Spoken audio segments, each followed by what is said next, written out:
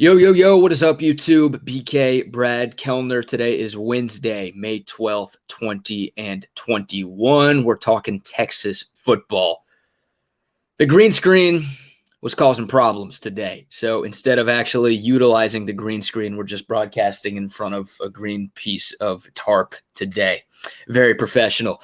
I know. Hopefully we can get that thing figured out for the next video, but I still wanted to release a video today and give y'all some Longhorn football content. A couple of housekeeping measures before we really get started today. Please like this video. Please subscribe to this channel if you haven't yet, and please tap that little notification bell to the right of the subscribe button if you would be so kind. That notification bell allows you to know every single time I drop a video and every single time I go live.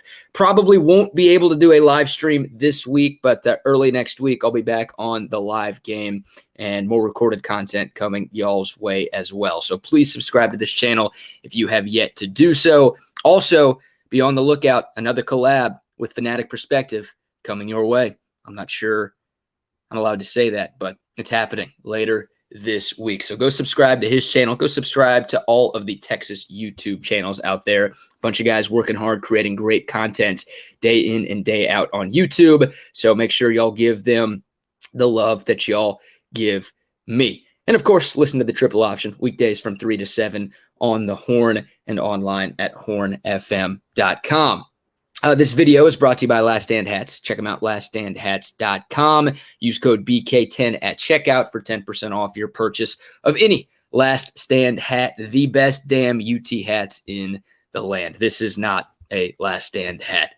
Just love this hat, man. Old school Bullets cap, a little Mitchell and Ness action. Had to rock it today. Rocking the Cane shirt today, too. I'm looking good, man. Looking good for y'all. All right, let's get into this video.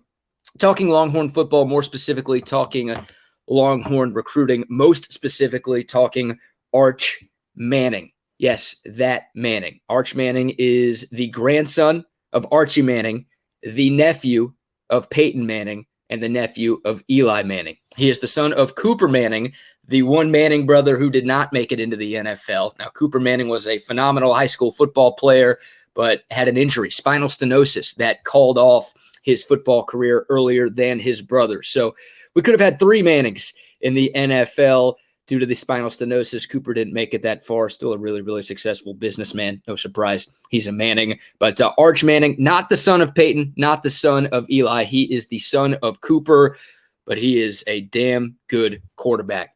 The number one ranked quarterback in the class of 2023. So still a couple of years left in high school for Arch Manning. He'll be a part of not next recruiting cycle, but the following recruiting cycle. And some good news on the Texas front earlier this week, guys. Steve Wiltfong of 24/7 Sports reported that Arch Manning is going to be visiting Austin this summer, June 11th, the exact date of the official visit for Arch Manning and his family here in Austin.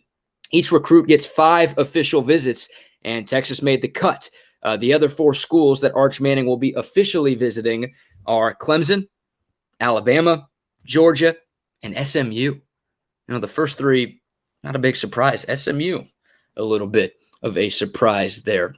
Sonny Dykes doing great things with the SMU Mustangs, but, you know, you think of Bama, you think of Clemson, you think of Georgia, you think of Texas. Those schools make sense when you're talking about the top-ranked quarterback recruit in the country. SMU, I don't know if they're bringing back the Pony Express days, bringing back all the boosters from the 1980s. But Arch Manning apparently taking one of his 5 official visits to Dallas to check out SMU this summer. That visit is actually taking place a couple of days before the UT visit. So in the same week, Arch Manning is going to check out SMU and Texas midway through June. So those are the 5 official visit spots for Arch Manning. Now, apparently he wants to check out some other schools as well. Stanford, USC, Ohio State, North Carolina, Virginia, and others. That was mentioned by Steve Wiltfong of 24/7 Sports. I don't know how many schools fit into the others category, but I guess the point here is we're still a ways away from Arch Manning making any sort of decision. There are no crystal ball projections yet for Arch Manning. Still very early in the recruiting process for him. Once again, still 2 more years of high school ball for Arch Manning. So he's got a long way to go before he has to make any decision. But a great sign that Texas made the cut for one of the 5 official visits for Arch Manning. That is the Steve Sarkisian effect right there, guys. I mean, we know quarterback play here in Austin has been lacking over the last decade and a half, and we know Texas has not done a good job of developing 4- and 5-star talent at any position, but especially the quarterback position. But you bring in Steve Sarkisian with his reputation as a quarterback whisperer and developer, and what Arch Manning and every recruit across the country saw him do at Alabama over the last couple of years with 2 different quarterbacks, turning them into first-round picks, and Tua Tagovailoa and Mac Jones. By the way, Mac Jones, a 3-star that Steve Sarkisian was able to help develop into a top 15 pick in the NFL draft. So another reason to be excited about Sark. He already has a commitment from a high 4-star quarterback for the class of 2022 in Malik Murphy in California. You know, Texas is still in the mix a little bit with Quinn Ewers. We'll talk about that here in a second. But look, Arch Manning does not take a visit to Austin, Texas if Tom Herman is still the head football coach here at UT, plain and simply. So that's good news that Arch Manning will be coming here. Now, it's going to be an uphill battle for Texas, without a doubt. I mean, Alabama is interested. Alabama seems to be the front runner for every 5-star recruit in the country. Clemson's in the mix. We know what they've done with quarterbacks over the years. Georgia has been recruiting better than just about anybody in college football over the last few years. Ohio State, one of the unofficial visit spots for Arch Manning. They've developed some quarterbacks, and they've been able to recruit really well at the quarterback position. Obviously, right now they have the commitment from Quinn Ewers up there in Columbus. But it's going to be tough for Texas, but the fact that the Longhorns are in the mix is a very, very good thing. A couple of nuggets regarding Arch Manning. He's 6'3", 200. He plays at Isidore Newman High School in Louisiana, the same high school where Cooper, Peyton, and Eli played. And, man, he's legit. This kid is absolutely legit. Arch Manning led Isidore Newman to a 9-1 record last year, 34 touchdowns to only 6 interceptions, threw for more than 2,400 yards in those 10 games last year for Isidore Newman. I mean, well-deserved of his 5-star ranking and well-deserving of being the top-ranked pro-style quarterback in the country for the class of 2023. He's thrown for over 4,000 yards and 53 touchdowns in his first 2 years as a high school quarterback. Started on varsity as a freshman, is going to start on varsity all 4 years for Isidore Newman. So the kid's an absolute stud, and look, he's got the bloodlines.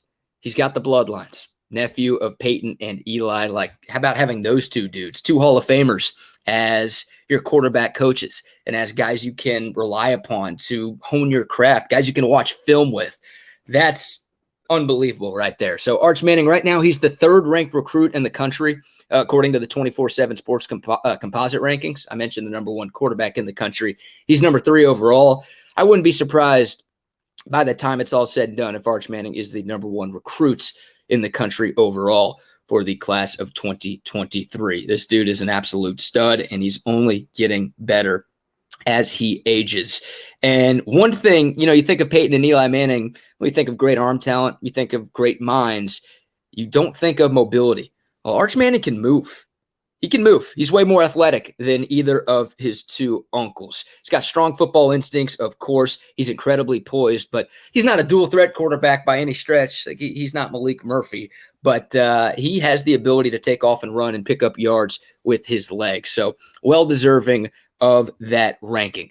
Now the question becomes, guys, if you had a choice, and I will open this up to y'all in the comments, if you could choose between Quinn Ewers, the former Texas commit, now committed to Ohio State, who is the number 1 quarterback in the country for the class of 2022, this upcoming cycle, or Arch Manning, the number 1 quarterback in the class of 2023, who are you choosing?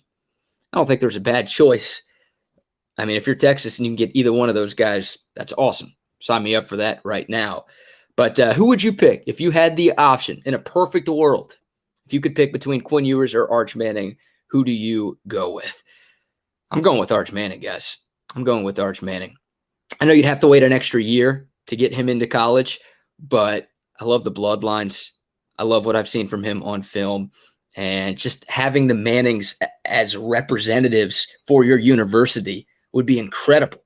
Like, if Arch Manning comes to UT, Peyton and Eli are going to be coming to Longhorn games. Maybe not every game, but they're going to be coming to UT games. They're going to be repping the burnt orange and white from time to time. Like having those two dudes, I mean, Peyton Manning's on every single commercial ever.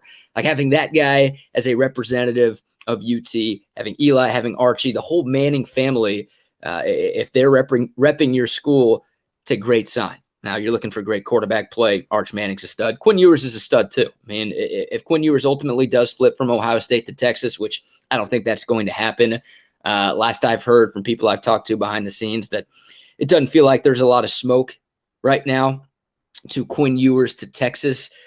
I don't want to say that ship has completely sailed, but very, very doubtful that Ewers ends up in Austin, Texas, USA, America. If he does end up here, I'd be pumped. I'd be thrilled. Once again, anytime you could get a 5-star quarterback, anytime you can get the #1 QB in the country for a recruiting cycle, you would absolutely take it. But, guys, I think if I had to pick, I'd go with Arch Manning. I really would. I trust his bloodlines. I trust the guys who are going to be coaching him, and I just want the Mannings involved with UT, plain and simply. Right now, Texas has one commitment for the class of 2023. That is 5-star running back Ruben Owens from El Campo here in the state of Texas.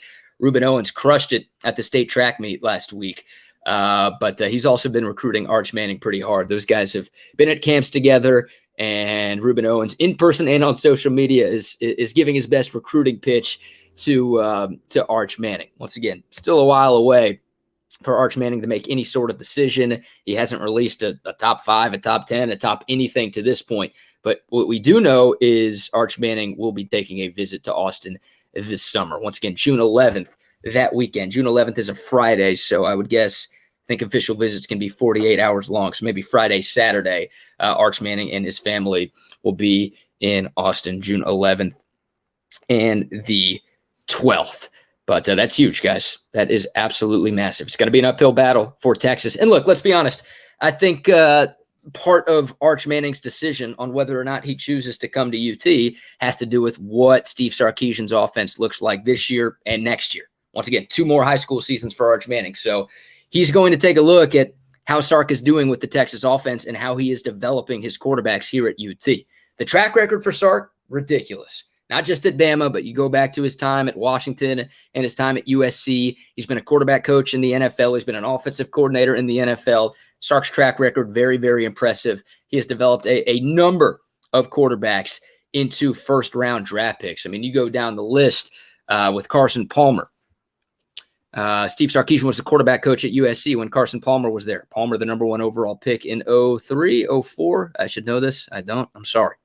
Matt Leinart, top 10 pick. Mark Sanchez, top 5 pick. Jake Locker, top 10 or 11 pick in the NFL draft. And then obviously Tua and Mac Jones, first-round picks the last 2 years for Steve Sarkisian at Alabama. So he's got a proven track record of developing quarterbacks and turning them into first-round picks, which obviously both of those things have been a huge issue at Texas over the last decade.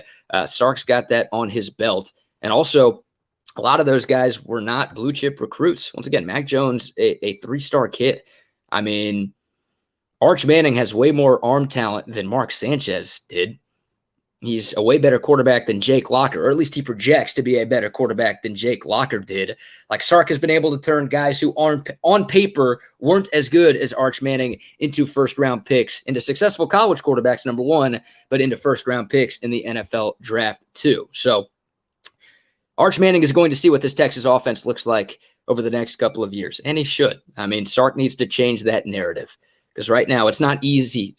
It is easy. It's not hard to negatively recruit Texas. All you have to do is do a quick Google search and just find out how poorly Texas has been developing blue chip talent into NFL draft picks. Not just first round picks, but NFL draft picks in general. Texas has been one of the worst Power 5 schools in the country in doing that over the last 10 years. So until that changes, Texas will not be able to land guys like Quinn Ewers or Arch Manning. They've got to find a way to turn that narrative around and develop 4- and 5-star talent into NFL players. So there you go. That's going to do it for today's video. Hit me up in the comment section. Once again, if you could choose between Quinn Ewers or Arch Manning, the #1 QB in the class of 22, the #1 QB in the class of 2023, who would you pick? You're not getting both.